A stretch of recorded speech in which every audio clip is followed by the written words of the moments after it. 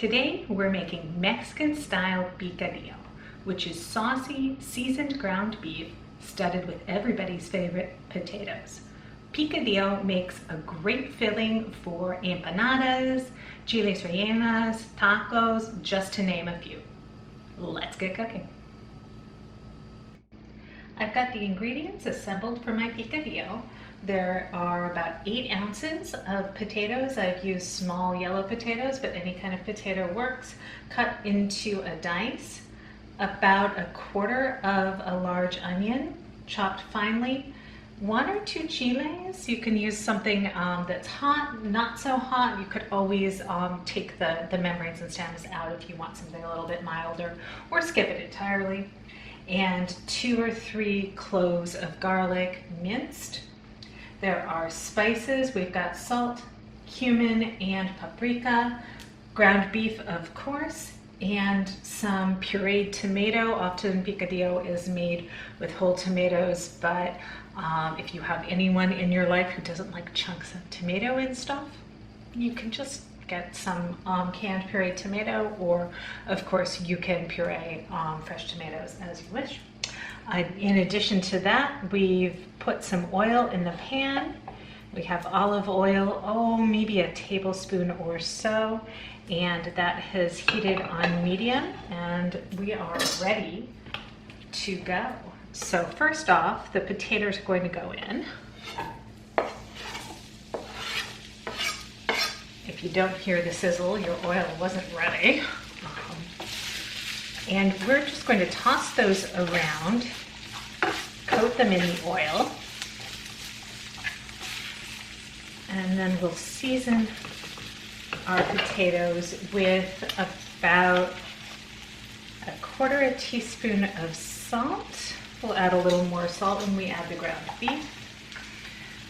Probably about 1/4 teaspoon of paprika, and about 1/2 teaspoon of ground cumin. You can definitely mix up the spices as you like. Oregano is really nice in here as well if you have it on hand. I didn't happen to. Giving these another stir just to disperse the spices. And then we're going to let these potatoes cook until they're just getting kind of translucent at the edges. They won't be cooked all the way through, but they need a head start on that ground beef.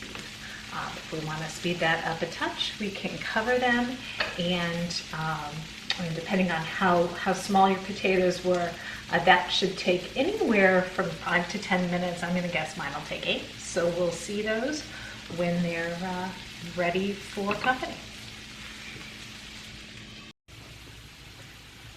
Our potatoes have cooked for a little bit, taken on a little more color, but definitely not cooked all the way through. It's time now to add some onion. That was, again, about 1/4 of a large onion, along with a couple of chiles. I have serranos ripe in my garden right now, so we went with serrano chiles. We're going to give this a stir.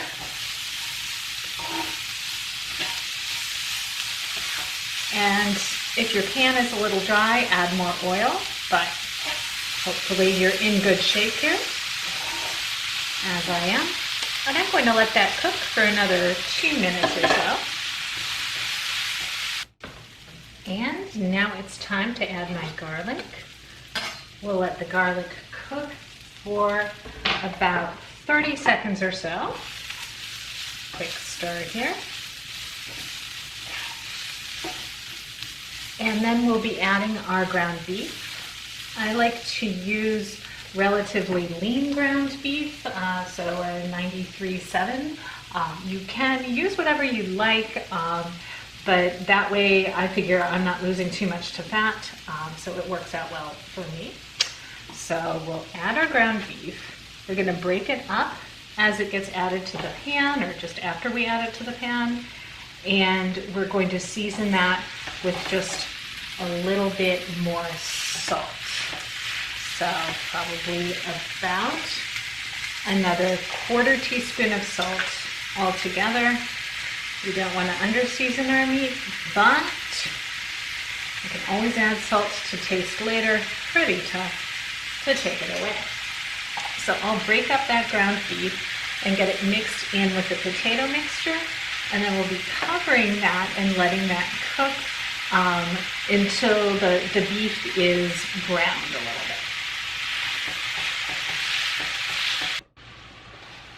Now that my beef is browned, it is time to add our last ingredient, and that'll be the pureed tomatoes. You can use crushed tomatoes, pureed tomatoes, even whole tomatoes, or chopped crushed tomatoes if you'd like, although if you do that, add them a little bit earlier in the process. I'm going to stir this so that everything is well mixed, and then we're going to put the cover back on the pan and let this cook down a bit until, of course, the meat, we're assured, is all the way cooked and the potatoes are tender. And this should resemble something not quite so much a stew, but it will still be saucy if the pan gets a little bit dry. You can add more liquid, either more tomato or water or a bit of broth, or a combination of any of those. All right, we'll see this when it's done.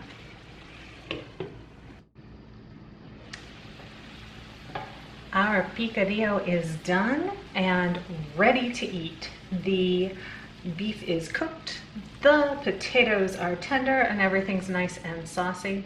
We sure hope you give this a try, and you check back every Friday at 4 o'clock for a new recipe.